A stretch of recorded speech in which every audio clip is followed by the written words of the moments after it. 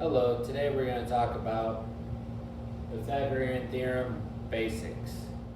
Alright, all we're going to talk about is basics. We're not going to do any problems at all. We're just going to talk about the Pythagorean theorem, what the formula is, and these little square things that you see every once in a while.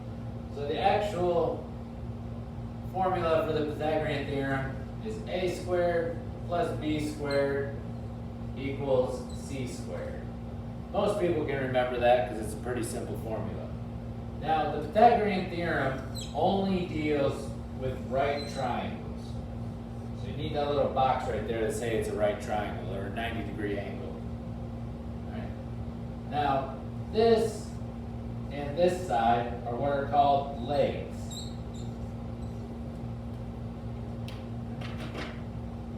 The legs are your A and your B. It doesn't matter which one you put where when you're doing a problem. So if this was 5 and this was 6, I could put 5 there and 6 there, or I could put 6 there and 5 there. It doesn't matter when you're doing the problem. Just as long as you know that those two are the legs. The last side is your C. It's called the hypotenuse.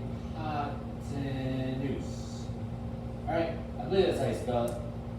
I'm a terrible speller, that's why I teach math and not ELA. Alright, hypotenuse. That is your C, that is your third side. It's not interchangeable. These two you can switch. If I would call that B and that A, that's fine. But this has to be my hypotenuse. The hypotenuse is the largest side of the right triangle. It's always the one directly across from the 90-degree angle. So it has to be the largest because the side of the triangle is only 180 degrees. So if that's 90, that means neither of these can be 90 or greater than 90. Alright? And that's just basic formula, leg, hypotenuse. And it must be a right triangle. Alright, now to explain what the Pythagorean theorem actually is. Alright? You'll see this image sometimes.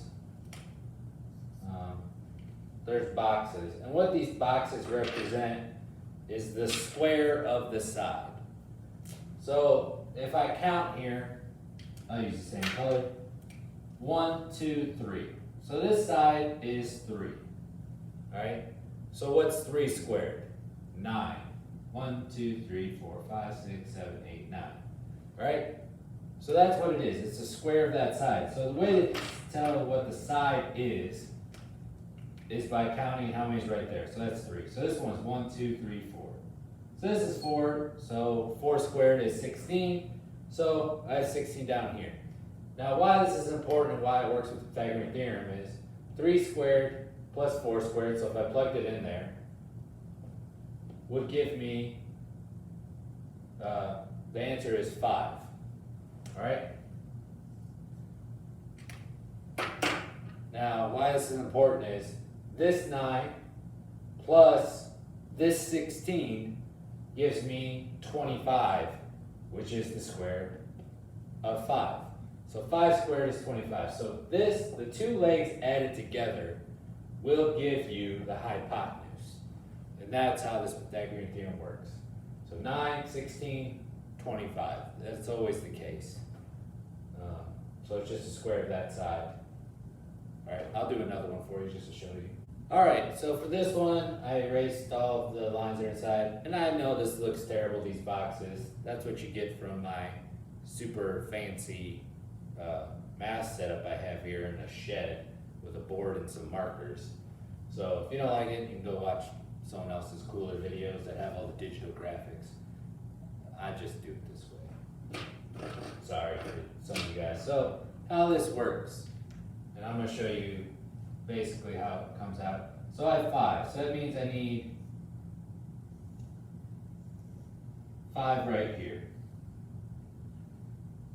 Alright? But how many do I need total? So this is the square. They're supposed to be squares, they're not, sorry. So what's the square of 5? So 5 squared equals 25. So I need 5 boxes in here. I know I have 5 units right here. So that means I need 5 units right there. So now this whole thing is 25, right? And this is how we're going to find this big red one. So this one is 12. I know it doesn't look like it. This is not the scale. So I need 12.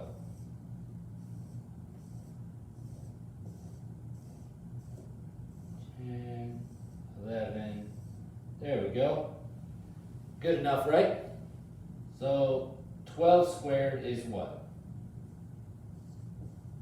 144. So I need 144 boxes in here in a square. So I have 12 here, I need 12 here.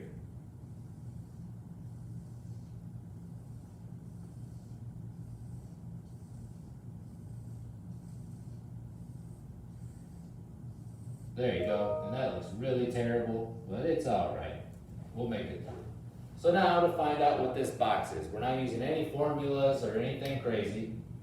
All we have to do now to find how many's in that red box is we add the 144, which is right here, which is how many boxes or how many little squares or units are in this one, plus how many are in this one. So 144 plus 25 will give us 169. All right, so there's 169 little boxes in there.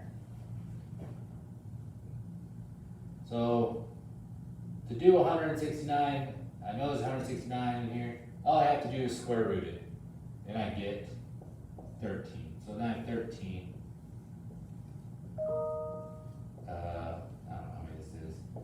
You know, there you go. It looks good. So that's how the Pythagorean theorem works. One leg plus the other leg equals the missing leg, if you find their squares. All right. This has been basic Pythagorean theorem. I hope it helps out, and good luck.